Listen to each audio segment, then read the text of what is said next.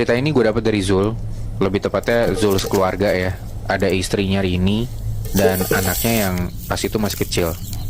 Pengalaman ini kejadian sama Zul sekeluarga pas mereka mutusin buat pindah ke salah satu rumah kosong di sekitaran Malang. Oke. Buat dijadiin rumah sekaligus si Zul ini buka usaha rumah makan Padang kecil-kecilan gitu.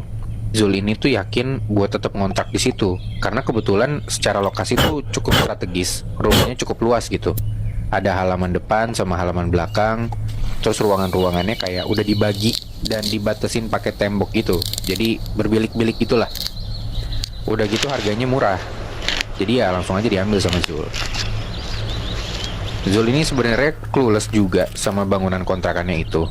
Dengan bentuk yang udah kayak gini tuh sebelumnya dia bingung ini tuh dipakai buat apa.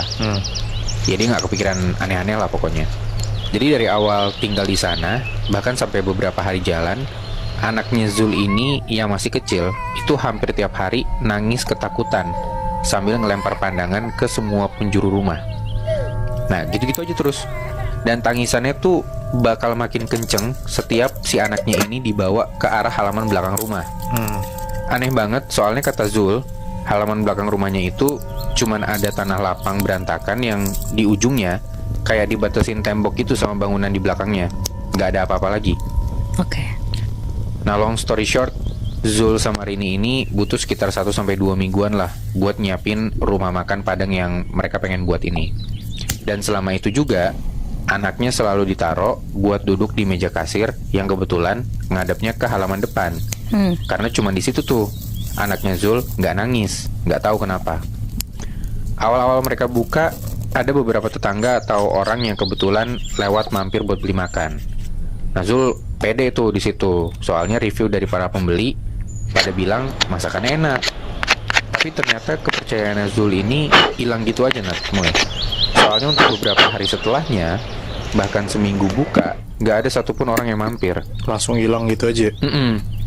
Karena bisa dibilang usahanya itu sepi, jadi waktu itu Zul sekeluarga tuh jadi otomatis lebih senggang lah. Dan tumben-tumbenan, ada satu hari, ingat banget itu udah sore menuju maghrib, si anaknya Zul ini nggak nangis kayak sebelum-sebelumnya. Bahkan dari kamar Zul, anaknya tuh kedengeran lagi ketawa-tawa sambil lari-lari di rumah aja gitu. Zul langsung keluar kamar, kayak main sama anaknya. Nah, anehnya, anaknya kan masih kecil ya. Tapi kata si Zul, sore itu setiap dikejar tuh anaknya nggak ketangkep-tangkep. Jadi larinya tuh kayak kenceng banget.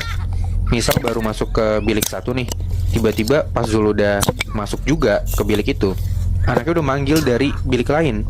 Sedangkan nggak semua bilik itu punya connecting door. Dan tahu nggak apa yang lebih aneh? Pas Zul ini capek, terus dia jalan ke arah depan, ke arah rumah makannya dia. Katanya di situ Zul ngeliat persis di meja kasir ada istri sama anaknya lagi tidur. Sambil duduk aja gitu anteng, tidur sambil duduk gitu ya.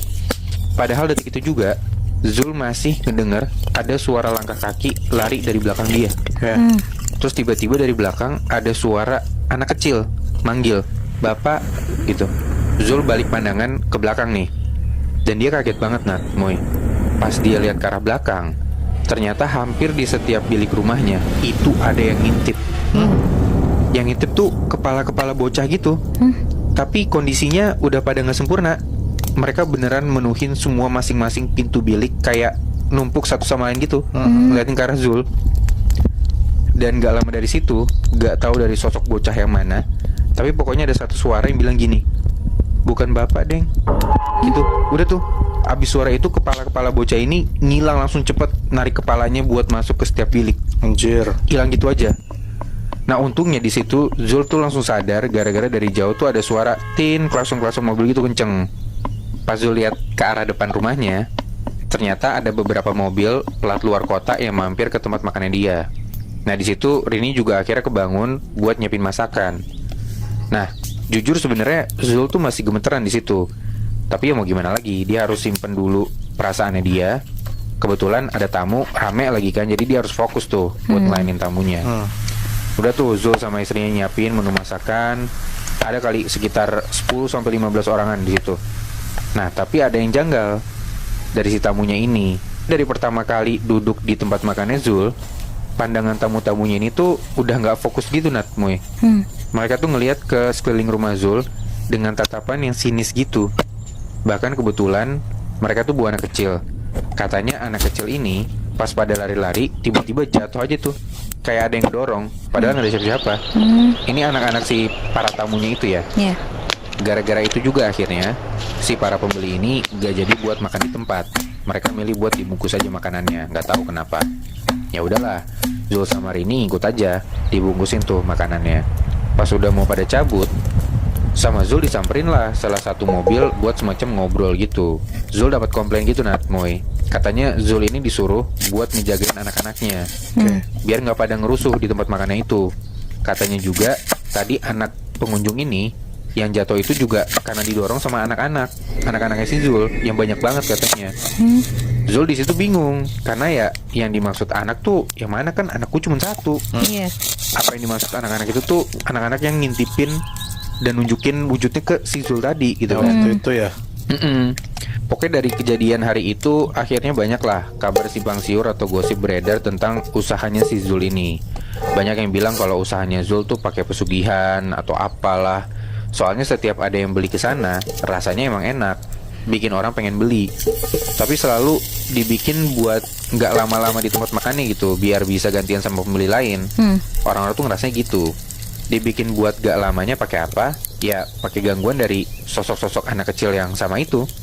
Dan karena gosip itu juga, akhirnya warung makan Padang punya Zul ini jadi balik sepi lagi lah untuk beberapa waktu. Oke. Meskipun sepi pembeli, tapi ya Zul masih nggak nyerah lah sama usahanya dia ini. Dan gimana pun juga, lauk-lauknya tiap hari harus dibikin baru gitu kan.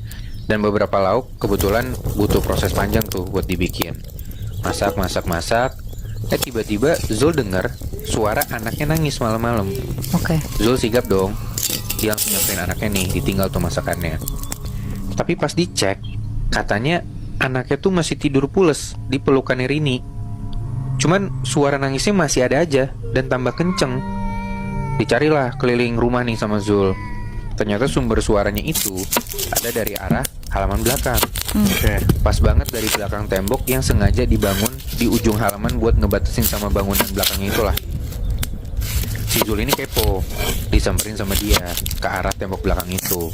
Pas makin deket, Zul baru ngeh, ternyata temboknya ini tuh disusun dari bata ringan. Kayak aneh banget. Berarti sifat dibangunnya ini emang untuk sementara buat nutupin sesuatu gitu. Zul tempelin kupingnya lah ke temboknya. Dan dia yakin banget dia tuh ngedenger ada suara tangisan bocah gitu Moy. Tapi gak cuma satu, banyak banget suaranya. Dan kebetulan di salah satu sudut halaman itu tuh udah berdiri pohon gede, tingginya ngelebihin si tembok ini. Zul langsung manjat si pohon ini buat ngintip lah bangunan di belakangnya itu ada apa. Tahu nggak apa yang dilihat sama Zul? Apa? Di depan dia, di bangunan belakang rumahnya itu, ternyata bentuknya kayak gazebo terbuka gitu Moy.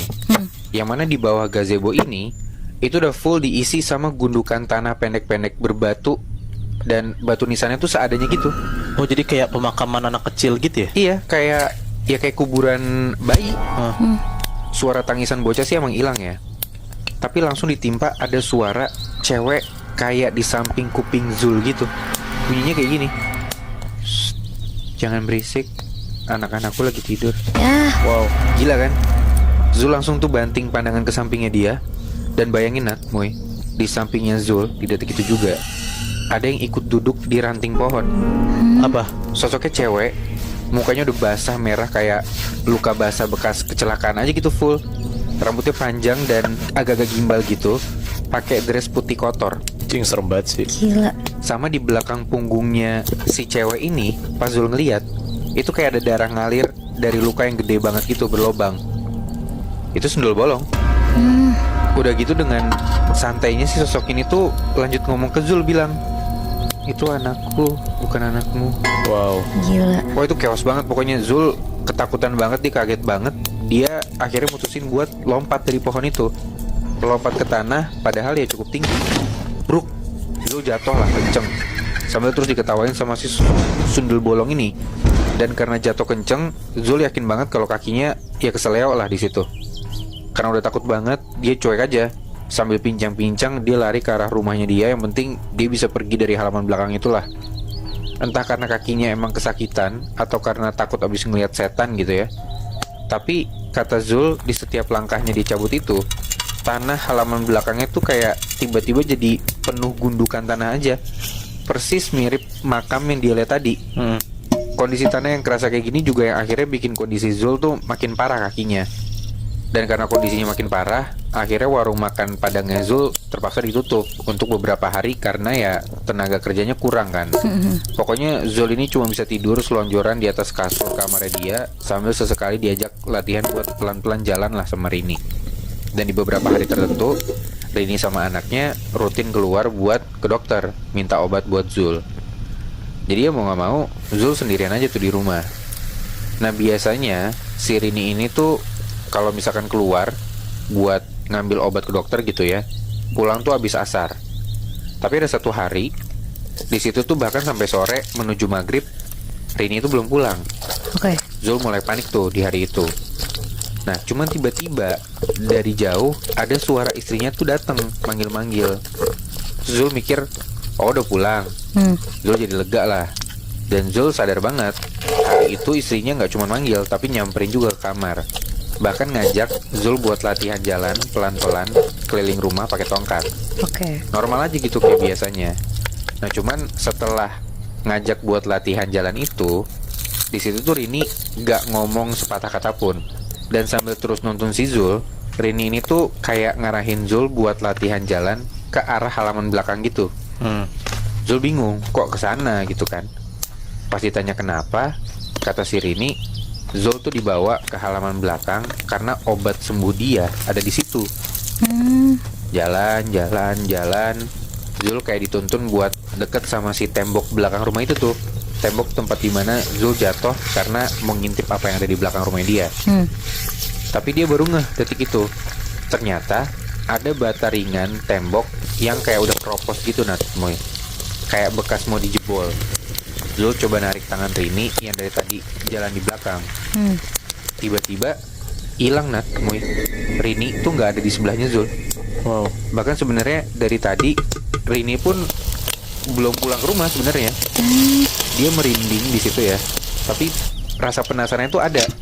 Ingat kan si Zul ini tuh latihan jalan pakai tongkat.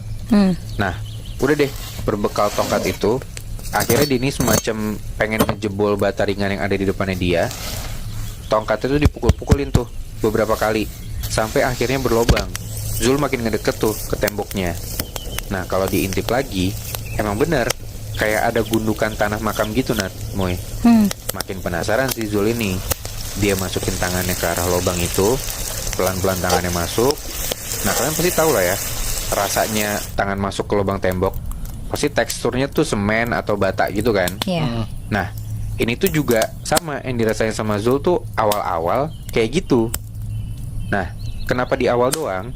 Karena katanya makin dalam si Zul ini masukin tangannya, teksturnya tuh udah bukan kayak tembok semen atau bata, tapi tekstur di sekeliling tangannya Zul itu tiba-tiba kayak basah, lumpur, dan teksturnya kayak kenyal-kenyal daging gitu loh. Nah karena kaget sama si Zul ditarik lah tangannya. Pas keluar lu tau nggak? Tangannya Zul ini udah full warna merah kecoklatan gitu, kotor banget. Dan pas dicium baunya darah. Wow. Pas Zul ngintip lagi ke arah si lubang ini, tiba-tiba yang kelihatan tuh cuman warna merah aja gitu, kayak berdetak pelan-pelan gitu warna merahnya. Terus si warna merah ini kayak makin menjauh dari lubang tembok.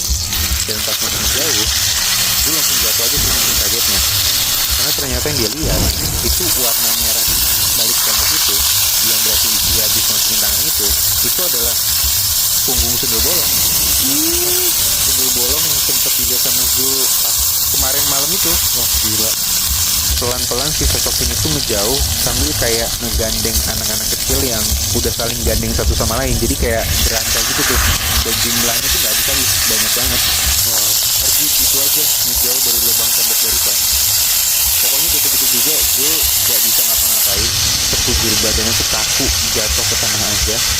Terus gak lama kemudian dari kejauhan kedengeran ada suara Rini teriak histeris. Terus langsung nyamperin Zul. Dan bersamaan dengan itu, anaknya Zul juga tiba-tiba beneran nangis, kenceng banget, sambil terus nunjuk-nunjuk ke arah lubang tembok tadi. Kejadian barusan itu jadi pengalaman pertama dan terakhir buat Zul keluarga lah pokoknya di sana. Soalnya habis kejadian itu, Rini akhirnya juga tahu kenyataan akan bangunan belakang rumahnya tadi. Dan pas mereka sekeluarga ngelapor ke RT setempat, RT-nya pun juga kaget karena rumah itu tuh emang bekas jadi klinik aborsi dan masih dalam pengawasan kepolisian. Kok bisa-bisanya ada yang ngontrakin atau bahkan sampai dihuni gitu. Ya. Jadi bisa aja setan-setan yang selama ini ganggu Zul itu ya bekas korban-korban dari klinik aborsi itu. Udah tuh, pokoknya di minggu yang sama dengan mereka ngelapor ke RT setempat, Zul keluarga akhirnya mutusin buat pindah dari situ. Dan benar aja, alhamdulillahnya di tempat di tempat yang baru itu Zul sekeluarga udah gak pernah diganggu. Dan bahkan usaha rumah makannya juga jadi tambah ramai pengunjung.